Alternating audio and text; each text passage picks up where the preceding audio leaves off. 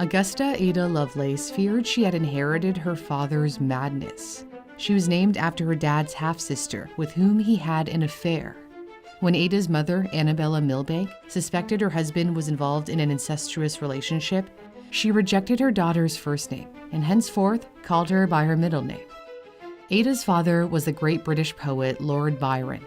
He was as famous for his playboy life as he was for his poetry. He had numerous affairs, including with Lady Caroline Lamb, who described him as mad, bad, and dangerous to know. And he was. 5 weeks after the birth of Ada, Lady Byron left Lord Byron. Lord Byron wrote about seeing his daughter for the last time in his famous poem, Childe Harold's Pilgrimage. When I last saw thy young blue eyes, they smiled, and then we parted. Ada never saw her father again. When she was 8, he caught a terrible cold, which worsened after he allowed his doctors to purge his blood, even though he was against it. Shortly after, Lord Byron died. His final words were said to be, "Oh, my poor dear child, my dear Ada, my God, could I have seen her. Give her my blessing." There was a portrait of Lord Byron at Ada's home, but her mother kept it hidden behind a green curtain, and Ada never saw it until she was 20 years old. Apparently, it was to protect it from smoke, rather than because of Byron's reputation. But Lady Byron wanted to make sure Ada didn't turn out like her father.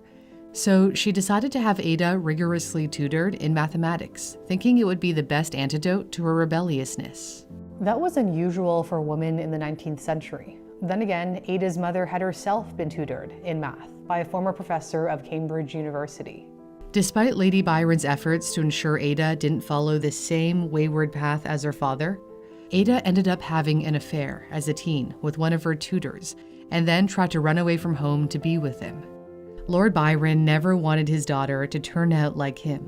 He once wrote a letter to his half-sister Augusta to see if she could find out what Ada was like. Byron wrote, "I hope the gods have made her anything save poetical. It is enough to have one such fool in the family." Ada loved poetry, but she also loved math. She felt it was the only language that can adequately express the great facts of the natural world, and it is the instrument through which the weak mind of man can most effectually read his creator's works. After the scandalous affair with her tutor, she decided to get her act together and declared to her new tutor, "I must cease to think of living for pleasure or self-gratification.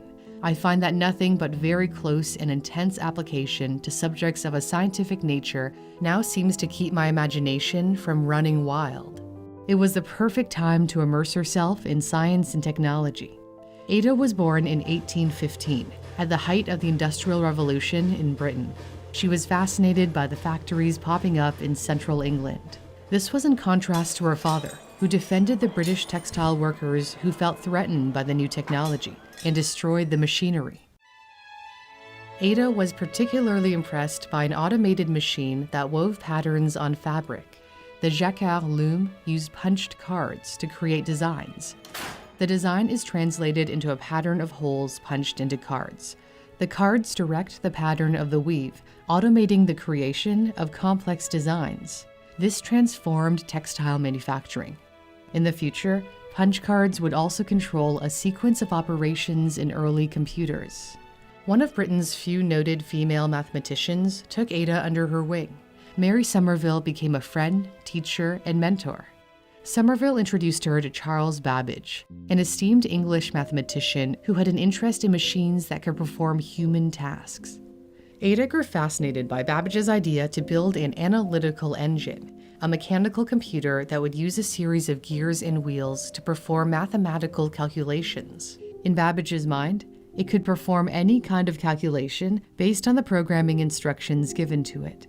This was more advanced than his difference engine, which was like a big, basic mechanical calculator that could only perform a specific kind of calculation, while the analytical engine was designed to perform a wider range of mathematical calculations. In the way that the punch cards directed the loom to weave designs on fabric, punch cards would program the computing machine. Lovelace made the connection between the two, writing this beautiful description. The analytical engine weaves algebraic patterns just as the Jacquard loom weaves flowers and leaves. Poetry flowed through her veins as it did through her father's. She was comfortable in both worlds, the arts and the sciences, which allowed her to see the beauty in the mechanics of a computing machine. Ada published a description of Babbage's analytical engine in a British science journal in 1843. This was partly a translation of a French work, though her own additional notes ended up being twice as long as the original. She gave step-by-step instructions on how the machine could calculate a sequence of Bernoulli numbers, which are mathematical constants used in many areas of mathematics. This is considered to be the first published algorithm, which is why she's often referred to as the world's first computer programmer.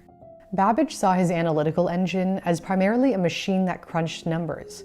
However, Ada felt it could be so much more. She saw it as a general-purpose machine that could process anything that could be written using symbols. She believed it could create poetry and make music, writing. The engine might compose elaborate and scientific pieces of music of any degree of complexity. She imagined the world's first computer 100 years before the first ones were built in World War II. There was one other interesting concept in her scientific paper. She raised the idea of whether machines could think. Ada believed they could not. She felt a machine could perform operations as instructed, but has no pretensions whatever to originate anything. British mathematician Alan Turing refuted this a century later. He was famous for cracking the Nazi machine that encrypted top-secret messages. Turing's 1950 paper had a section dubbed Lady Lovelace's Objection. He wrote, "A better variant of the objection says that a machine can never take us by surprise. Machines take me by surprise with great frequency." He believed that a machine might be able to learn and therefore be able to generate new thoughts. His famous test proposed that a computer can be said to be intelligent if it can convince a person that it's having a conversation with another human being. But even if a machine could successfully mimic human thinking, his critics argued it would not really be conscious. A machine would lack comprehension or awareness of what it was saying. This is still the most debated topic in cognitive science. AI does not currently possess the consciousness or awareness that humans do, or at least that's what ChatGPT told me when I asked it. If only Ada could have seen what computers are now capable of. When I uploaded the only known photograph of her into the AI tool DALL-E, it generated new images. Ada wanted to enter into a formal business relationship with Babbage, with the aim of building the analytical engine. She offered to use her connections and persuasive penmanship to gain funding for his engine if she could control the business decisions. She believed Babbage would for sure take the deal, writing to her mother that he will probably yield. Unfortunately for her, Babbage did not yield. Unfortunately for him, he never got the funding he needed to build his machine, and he died broke. Ada Lovelace's life would spiral downhill. She struggled with ill health for years, and her health deteriorated further after she completed her scientific paper, which was the only paper she ever published. She took opiates to treat her pain and became addicted, which led to mood swings and delusions.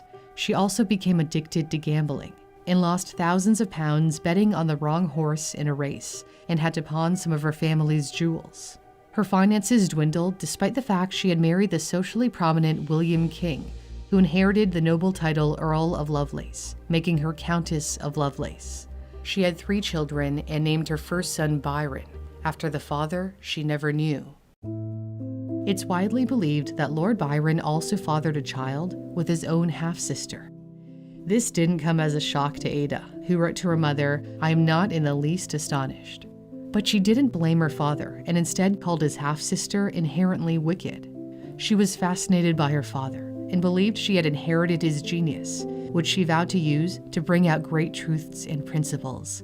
"I think he has bequeathed this task to me."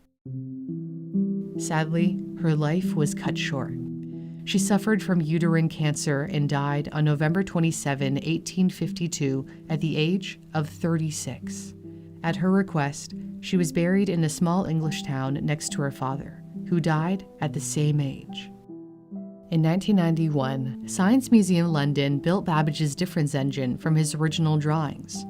As for the analytical engine, partial sections of it were built, which Ada had the opportunity to see herself. However, there are no plans to recreate it in full.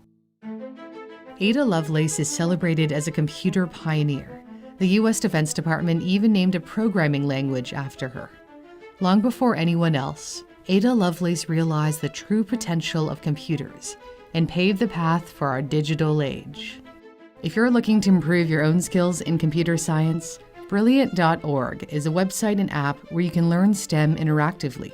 My viewers especially love the computer science courses, which are really hands-on and fun, so it doesn't even feel like learning.